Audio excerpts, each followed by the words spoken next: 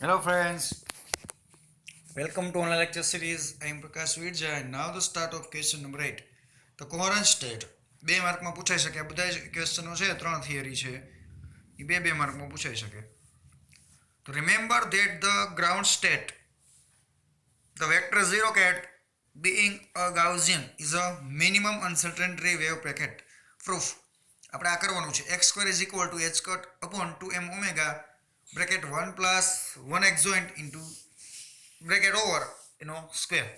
P square is equal to minus m omega h cut by 2 a minus a adjoint square.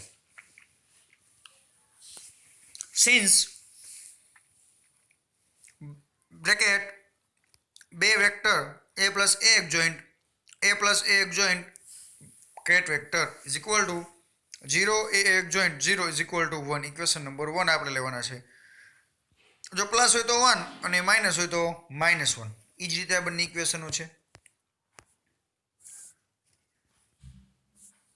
અહીંયા એનું એક joint લીધું છે, minus છે, તો અહીંયા ઇક્વેશન માઇનસ છે. રેડી. ત્યારબાદ it follows that x square હવે અનસર્ટેનિટી પ્રિન્સિપલ લીધો છે. x into p is equal to h cut by 2. હવે અહીંયા શું લીધા છે? x square p square is equal to h cut square by 4 into 1 minus 1 1 minus 1 એટલે શું થશે? માઇનસ માઇનસ પ્લસ થઈ ગયા, 1 ઇન્ટુ 1 એટલે 1, તો h cut square by 4 x square into p x square is equal to h cut square by 4 and finally since x આ કે vector o લીધો હતો, તો o vector is equal to p vector o is equal to 0. It follow that del x square vector 0 vector o અને del p square vector o is equal to h cut square by 4. ત્યારબાદ હવે infinity number લેવાના છે. ઓલું o હતા, n number લેવાના છે. મતલબ 0 હોય તો n a માઇનસ a એક joint bracket a minus a એક જોઈન્ટ n, તો શું થશે? ઓલામાં -1 હતું, તો આમાં શું થશે? -2n plus 1. પછી પ્લસ રહ્યો તો અહીંયા આગળ પ્લસ આવી જાય. del x square n del p square n is equal to h cut square by 4, અને ઓલામાં 1 ની જગ્યાએ શું આવી જાય? 2n પ્લસ 1 નો સ્ક્વેર આવી જાય.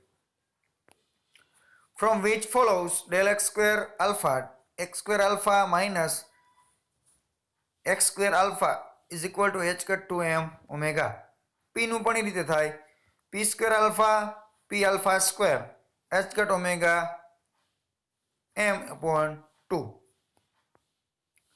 And according to del x square alpha del p square alpha is equal to h cut by 4.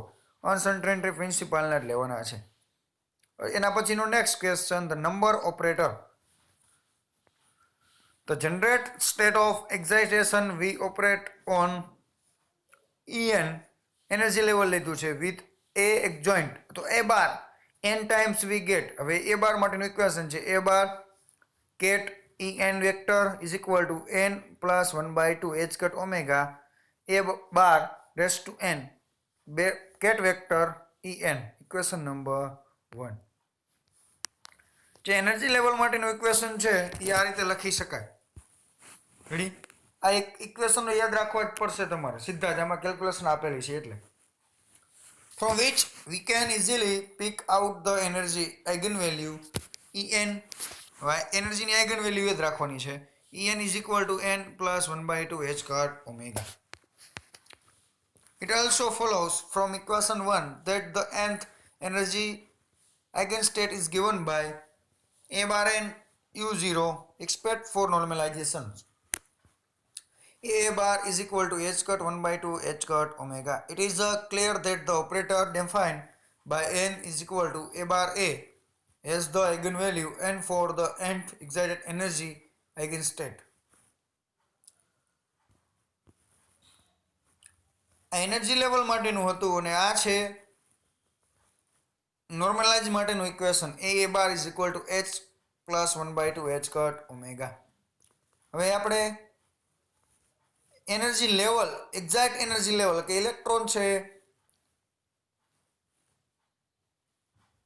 નીચલી કક્ષામાંથી ઉપલી કક્ષામાં જાય છે ત્યારે એની એનર્જી લેવલ કેટલું છે એના માટેનું સૂત્ર છે કે n a bar n u0 is equal to n a bar n u0.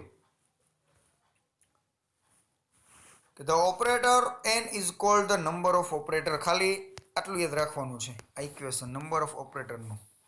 આખો ક્વેશ્ચન પૂછાયો તો છે નહીં, ક્યારેક પૂછાઈ જાય 2 માર્કમાં. તો જે n છે અહીંયા શું છે નંબર ઓપરેટર આપણે યાદ રાખવાનું છે. તો ડેન્સિટી ઓપરેટર, ડેન્સિટી મતલબ કે ઘનતા માટેનો ઓપરેટર લેવાનો છે.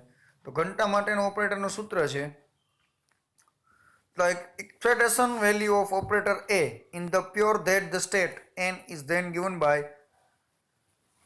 vector A n is equal to summation of alpha p alpha n a n.